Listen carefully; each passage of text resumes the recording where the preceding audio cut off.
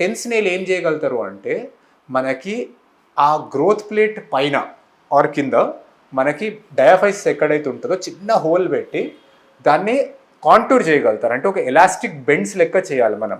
So double C shape లెక్క వస్తుంది.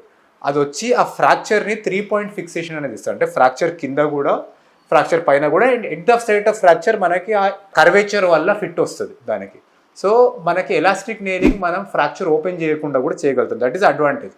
చిన్న మినీ ఇన్సిషన్స్తోని ఓపెన్ చేయకుండా ప్లస్ చైల్డ్ని ఇమీడియట్లీ మొబిలైజ్ చేయడం. ఎందుకంటే మనకి నెయిల్స్ వేయకుంటే మన హిప్స్ పైకా కానీ మనకి లెగ్కి కాస్ట్గా వేయాల్సి వస్తుంది, which will take a long time to heal.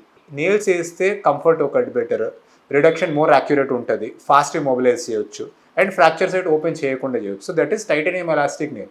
మనకి ఫోర్ ఆర్మ్లో కూడా వేయగలుగుతారు. మనకి రేడియస్ అల్నా ఫ్రాక్చర్ అయితే ఈ బోన్కి తగ్గట్టు బెండ్ చేసి గ్రోత్ ప్లేట్ని అవాయిడ్ చేస్తూ వేయాలి. సో ద మెయిన్ అడ్వాంటేజెస్ మనం బెండ్ చేసుకొని in line with the long access of bone entry అవసరం ఉండదు. మనకి ఆ గ్రోత్ ప్లేట్ కన్నా కింద నుంచి ఎంట్రీ తీసుకొని చాలా మినిమల్ ఇన్సిషన్స్తోనే చేసుకొని అర్లీ రిమూవల్ కూడా చేసుకోవచ్చు వన్స్ ఫ్రాక్చర్ అతికిన తర్వాత.